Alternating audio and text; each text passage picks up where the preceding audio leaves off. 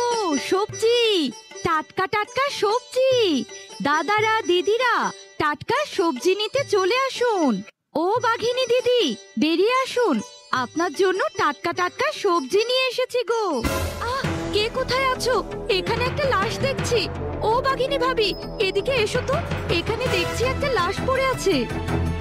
আরে এই লাশটা এখানে কি করে এলো, আর আমার আম গাছের সাথে কেন ঝুলছে? আরে গেন্নি, আমি তো সেটাই ভাবছি। এই লাশটা তো কিছুদিন আগে কবরস্থানে দাফন করা হয়েছিল, তাহলে এই লাশটা এখানে কি করে এলো? আর এই লাশটা দেখে তো বোঝা যাচ্ছে এই লাশটা কেউ কবরস্থান থেকে এনে এখানে রেখে গিয়েছে। কিন্তু এমন কাজ কে করবে, আর আমার বাড়ির সামনেই বা কেন রাখবে?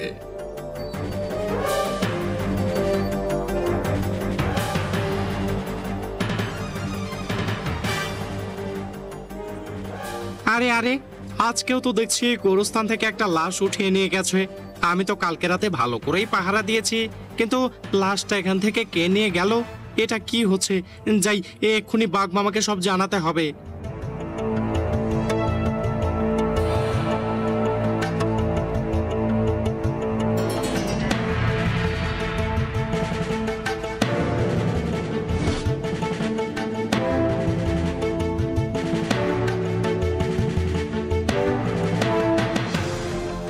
বাঘ মামা, কবরস্থান থেকে প্রতিনিয়তই লাশ চুরি হচ্ছে। আজকে রাতেও একটা লাশ চুরি হয়েছে। আমি তো রাতে ভালো করেই পাহারা দিয়েছিলাম, কিন্তু এরকমটা কে করেছে? আমার তো বিষয়টা খুব চিন্তার মনে হচ্ছে। আপনি একটু দেখুন না। হ্যাঁ রে মিচকে, আর ওই লাশগুলো চুরি করে আমার বাড়ির সামনে আম গাছের সাথেই কেন রাখছে?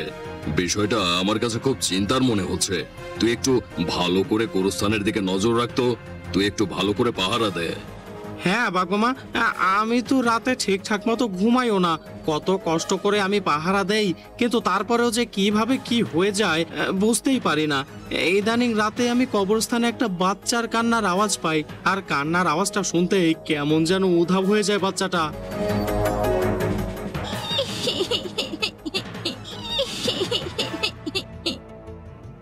এরপর গোরস্থানের পাহারাদার সেই বাচ্চা মেয়েটির দিকে এগিয়ে যায়, আর সে যখনই তার কাছাকাছি চলে যায় তখনই সেই বাচ্চা মেয়েটি উধাও হয়ে যায়। আরে, এই বাচ্চা মেয়েটা তো দেখছি এখান থেকে চলে গেছে। কি জানি, হয়তো আমার মনের ভুল। আমার যে কি হয়েছে, এত রাতে এখানে বাচ্চাই বা কি করে আসবে?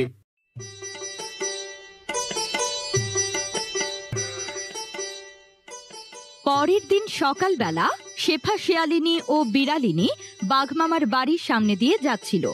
এমন সময় শেফা শিয়ালিনী দেখতে পায় বাঘমামার বাড়ির সামনের আম গাছটির সাথে তার স্বামীর লাশ ঝুলে আছে। এ কি, এটা তো আমার স্বামীর লাশ।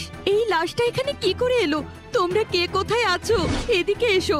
আমার স্বামীর লাশটা আম গাছের সাথে কেন ঝুলে আছে? আমার স্বামী তো আরো 1 সপ্তাহ আগে মারা গেছে। এ কথা বলতেই সেখানে কবরস্থানের পাহারাদার চলে আসে। আরে বাঘ মামা, আজকেও কবরস্থান থেকে লাশ চুরি হয়েছে, আর লাশগুলো এনে প্রতিনিয়ত আপনার এই গাছের কাছেই কেন রাখছে? আমি তো ভালো করে পাহারা দিয়েছিলাম।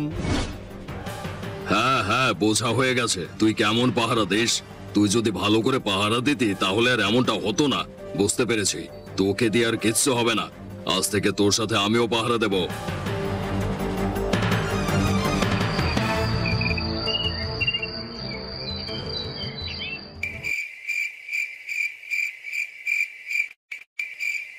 এরপর কথা মতো বাঘমামা ও পাহারাদারের সাথে গিয়ে গোরস্থান পাহারা দেয়, আর তারা কথা বলতে বলতেই সেখানে একটা বৃদ্ধা বুড়িমা এসে হাজির হয়।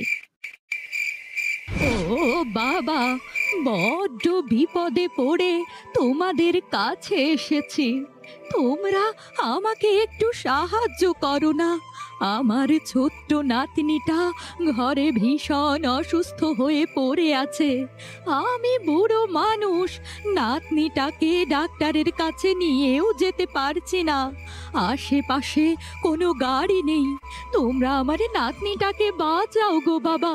এসো, আমাকে সাহায্য করো। আমার নাতনিটাকে ডাক্তারের কাছে নিয়ে যাও।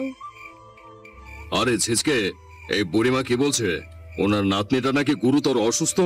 বাচ্চাটাকে আমাদের বাঁচানো উচিত। চল চল, এই বৃদ্ধা বুড়িটাকে সাহায্য করি, ওনার নাতনিকে হাসপাতালে নিয়ে যাই।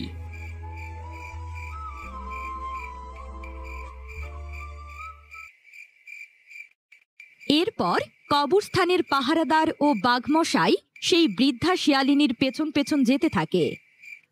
আর তারা হাঁটতে হাঁটতে কিছুক্ষণ পর খেয়াল করে বুড়িটি হঠাৎ করে উধাও হয়ে যায়। আরে বাঘমামা, দেখলে তো এই বুড়ি হঠাৎ করে উধাও হয়ে গেল।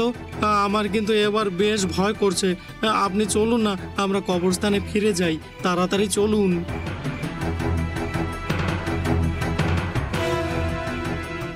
এরপর তারা দুজন তাড়াতাড়ি করে কবরস্থানের কাছে চলে যায় আর গিয়ে দেখতে পায় সেই বৃদ্ধা বুড়িমার এক ভয়ঙ্কর চেহারা, আর সেই বুড়িমা সেখানে বসে বসে কবর খুঁজছে। আরে এই বুড়িমা তো দেখছি আমাদের ওখান থেকে ফাঁকি দিয়ে এখানে এসে লাশ চুরি করছে। এই বুড়ি তাহলে লাশ চোর। আমি প্রতিশোধ নেব, আমি প্রতিশোধ নেব, আমি প্রতিশোধ নেব তোর বউয়ের উপর। জানতে চাস আমি কেন এটা করছি? সেদিন তোর বউ অন্যায় করেছিল আমার আর আমার ছোট্ট নাতনিটার সাথে। শুনতে চাস সেদিন কি হয়েছিল? আমার ছোট্ট নাতনিটা একদিন তোর বউয়ের আম গাছ থেকে একটা আম পেড়ে খেয়েছিল। এমন সময় তোর বউ এসে যা করেছে না।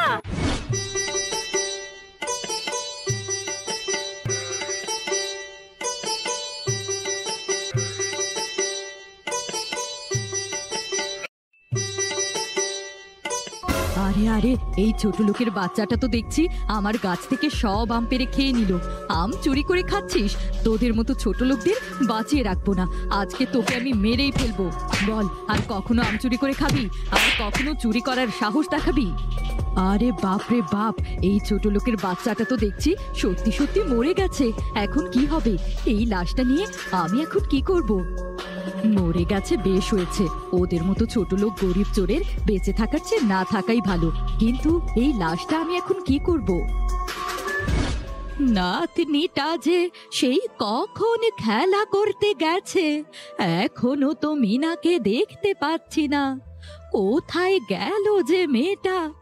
আমাকে বলল একটু পরেই চলে আসবো, এখনো দেখছি না। মেয়েটা না খেয়েই চলে গেছে। যাই একটু খুঁজে নিয়ে আসি। ও মিনা, কোথায় গেলি রে দিদি ভাই? আরে এই তো দেখছি আমার দিদি ভাই মিনার লাশ পড়ে আছে। ও বাঘিনী, আমার মিনাকে মেরেছে, আমার মিনাকে মেরেছে গো। হ্যাঁ, তোমার নাতনি মরে গিয়েছে, ভালো হয়েছে। আমি মেরে ফেলেছি তোমার নাতনিকে। নাতনিকে তো চুরি করার শিক্ষা দিয়েছো। তোমার নাতনি আমার গাছের আম চুরি করে খেয়েছে, তাই আমি ওকে উচিত শিক্ষা দিতে গিয়েছিলাম। ও আমার মার খেয়ে মরে গেছে। আর এই বিষয়টা ধামাচাপা দিয়ে রাখবে। যদি এই কথা গ্রামের অন্য কাউকে বলেছো তাহলে তোমাকেও মেরে ফেলবো। আরে বাঘিনী, তুমি এটা কি বলছো? আমার অবুঝ নাতনিটাকে তুমি সামান্য একটা আমের কারণে মেরে ফেললে। তোমার একটা আমি না হয়ে খেয়েছিল। আমার নাতনির জীবনের থেকেও কি তোমার আম বড় হয়ে গেল? আমি তোমাকে ছাড়বো না, আমি তোমাকে পুলিশে দেব, তোমার বিচার হবে। এ কথা শুনে শয়তান বাঘিনী সেই বৃদ্ধা বুড়িমায়ের মাথার উপরে একটা বাড়ি মারে, আর সেই আঘাতে বৃদ্ধা বুড়িমা সেখানেই পড়ে মারা যায়। আরে আরে, এটা কি হলো? এই বুড়ি তো দেখছি মরে গেল। এখন কি হবে? এখন তো পুলিশ এসে আমাকে ধরে নিয়ে যাবে। এক্ষুনি কিছু একটা করতে হবে। এই লাশ দুটোকে আমার লুকাতে হবে। এরপর তোর বউ শয়তান বাঘিনী আমাকে আর আমার নাতনিটাকে তোর ওই আম গাছের নিচে পুঁতে রেখেছিল। হ্যাঁ বুড়িমা, তোমার কথাটা শুনে বেশ খারাপ লাগলো। সত্যি আমার বউ তোমার সাথে অন্যায় করেছে, কিন্তু তার প্রতিশোধ নিতে গিয়ে তুমি এই কবরস্থান থেকে লাশগুলো কেন উঠিয়ে নিয়ে যাচ্ছ? এটা তো ভালো কাজ নয়। তুমি কি চাইছো? আমি তোর বউকে মেরে ফেলবো। আমি তোর বউয়ের লাশ চাই। তোর বউকে উচিত শিক্ষা দেব। তোর বউকে আমার হাতে ছেড়ে দে, আমি ওর রক্ত খাবো। ওকে আমি মেরে ফেলবো, ওকে আমি মেরে ফেলবো। বুড়িমা, তুমি যেটা চাইছো সেটাই হবে। আমার বউকে আমি শাস্তি দেব, তবে তুমি আমাকে কথা দাও, তুমি আর কখনো এই গরুস্থান থেকে কোনো লাশ নেবে না। কালকে সকালে তুমি আমার বাড়ির সামনে আসবে, তোমার সামনে আমার বউকে উচিত শিক্ষা দেব।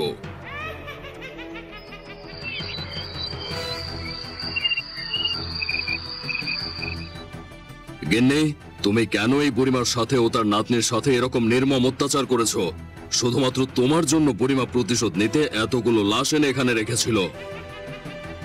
আমি তোর বউকে মেরে ফেলবো। আমি তোর বউয়ের লাশ চাই। তোর বউকে উচিত শিক্ষা দেব। তোর বউকে আমার হাতে ছেড়ে দে। আমি ওর রক্ত খাবো। ওকে আমি মেরে ফেলবো। ওকে আমি মেরে ফেলবো। বুড়িমা, বুড়িমা, আমাকে ছেড়ে দিন। আমি অনুতপ্ত, আমি ভুল করেছি, আমাকে মাফ করে দিন। আমি সেদিন আপনাদের সাথে অন্যায় করেছি। আমি এরপর থেকে নিজেই মা হতে পারিনি। আমি ভুল করেছি, আমাকে মাফ করে দিন। ঠিক আছে, তুই যখন তোর ভুল বুঝতে পেরেছিস তখন তোকে আমি ক্ষমা করে দিই।